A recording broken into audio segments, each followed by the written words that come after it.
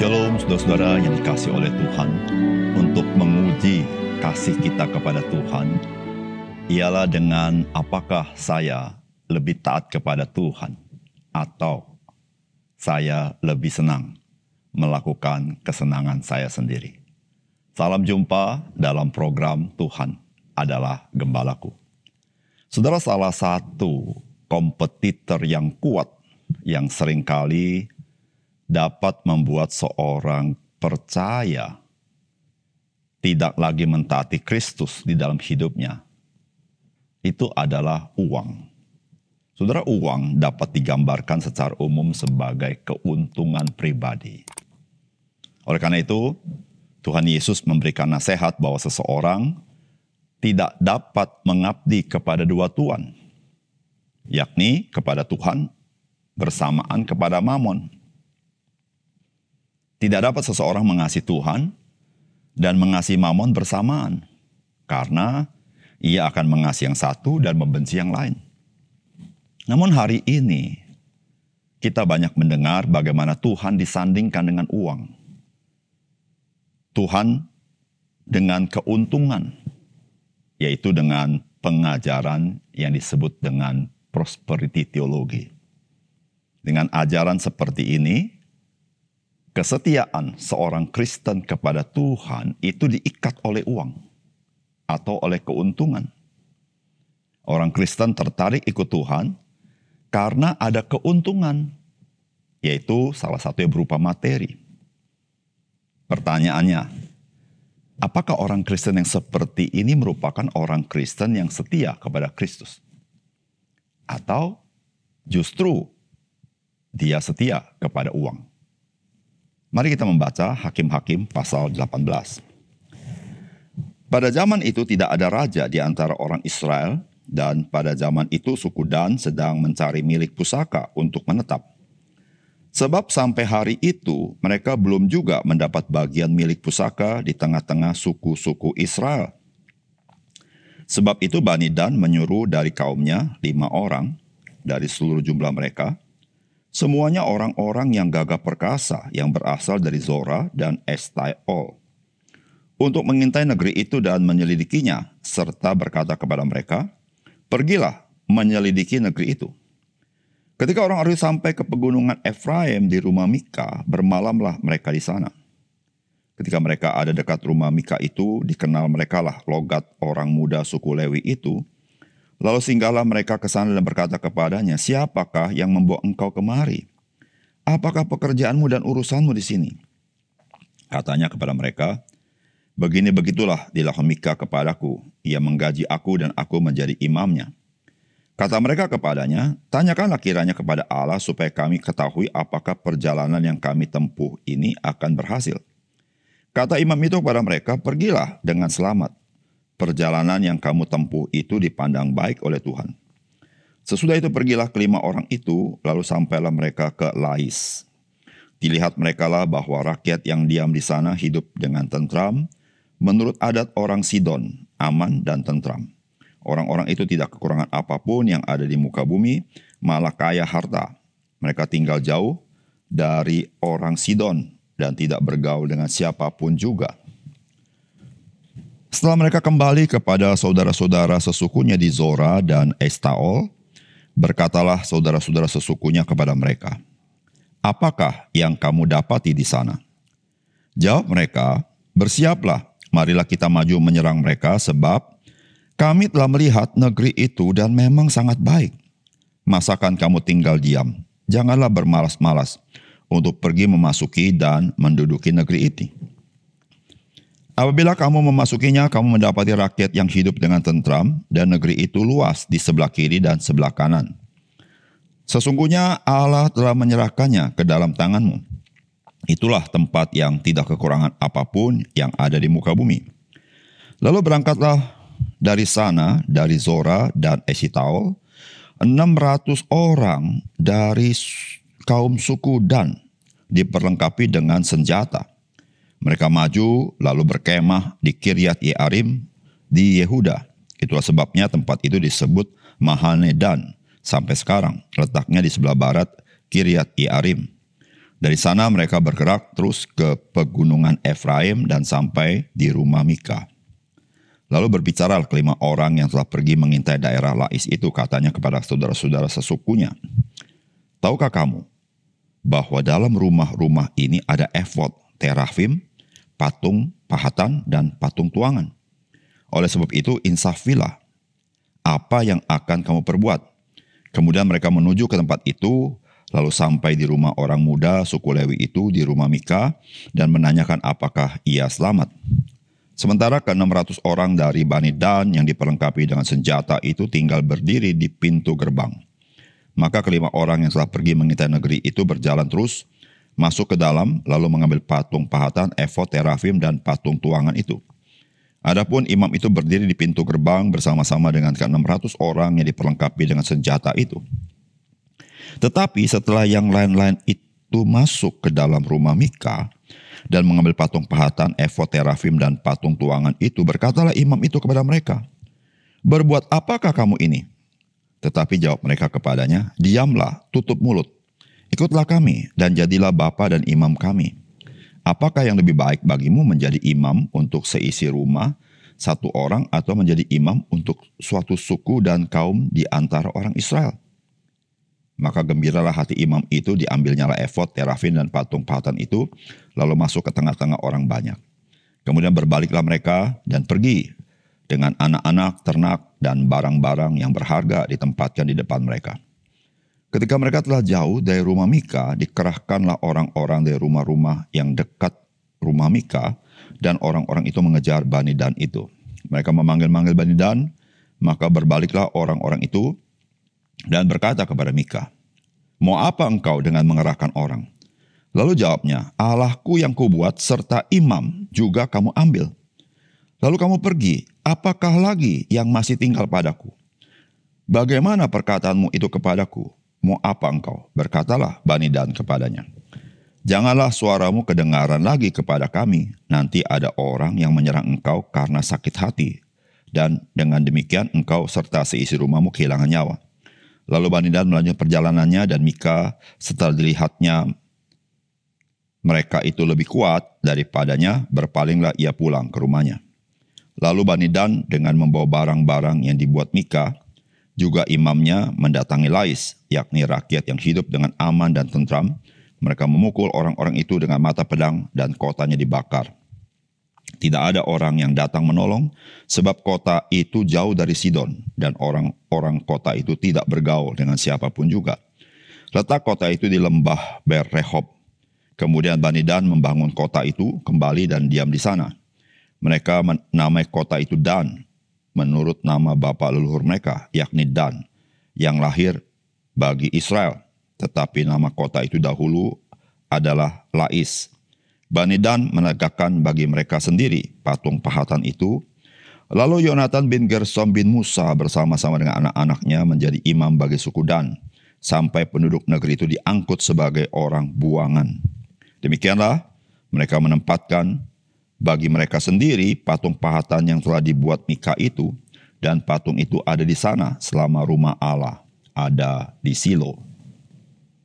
Saudara yang dikasihi oleh Tuhan, suku Dan memang dikisahkan juga dalam kitab Yosua, di mana suku Dan ini sebenarnya sudah mendapat bagiannya.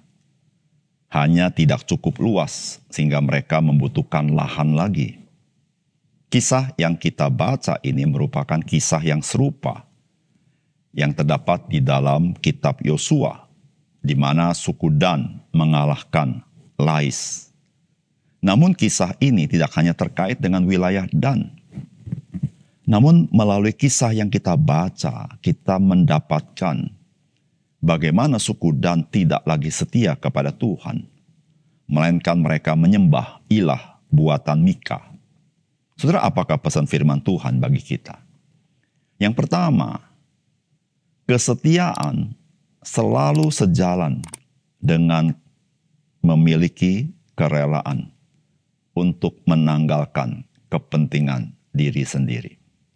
Saudara, firman Tuhan berkata begini, "Tetapi setelah yang lain-lain itu masuk ke dalam rumah Mika dan mengambil patung pahatan, efod, terafim, dan patung tuangan itu, Berkatalah imam itu kepada mereka, "Berbuat apakah kamu ini?"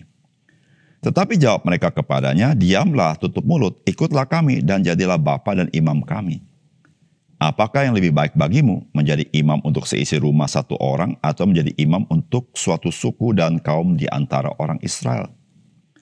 Maka gembiralah hati imam itu, diambilnyalah efod, terafim, dan patung pahatan itu lalu masuk ke tengah-tengah orang banyak. Kemudian berbaliklah mereka dan pergi dengan anak-anak ternak dan barang-barang yang berharga ditempatkan di depan mereka. Saudara, orang Lewi ini sebetulnya telah menerima tawaran daripada Mika untuk menjadi imam dari keluarga Mika. Namun, kedatangan suku Dan ke rumah orang Lewi ini, di mana suku Dan ini bagaikan perampok, mengambil hal-hal yang berharga di rumahnya. Seperti misalnya efodnya, patung-patungnya, terafimnya. Sehingga orang Lewi ini yang telah menjadi imam di rumah Mika bertanya, "Apa yang kau perbuat?" Lalu jawaban orang-orang Dan adalah mengajak orang Lewi ini supaya ikut suku Dan menjadi imam bagi suku Dan. Dan menariknya adalah orang Lewi ini yang telah menerima menjadi imam daripada keluarga Mika, dia bergembira. Lalu dia mengambil efod, terafim, patung pahatan, lalu bergabung dengan orang-orang Dan ini.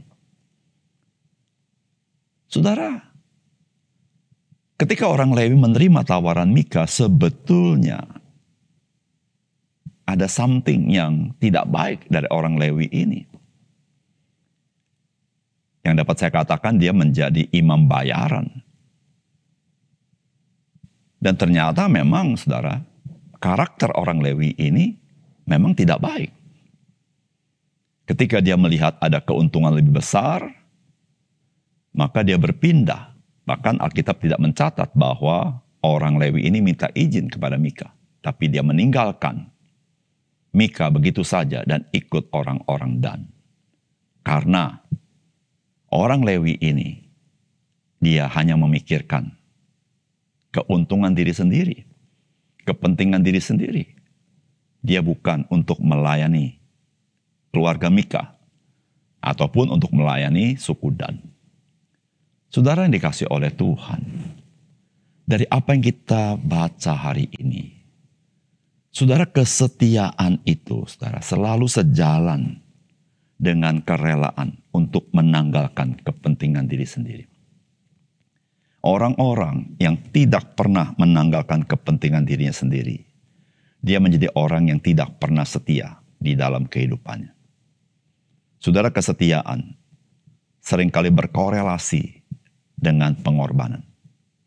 Kesetiaan itu, saudara, itu diuji ketika dia mendapat keuntungan lebih besar.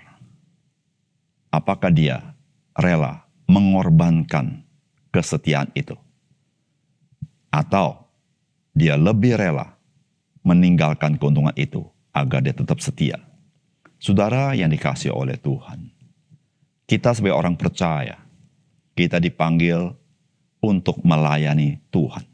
Kita dipanggil hidup melayani.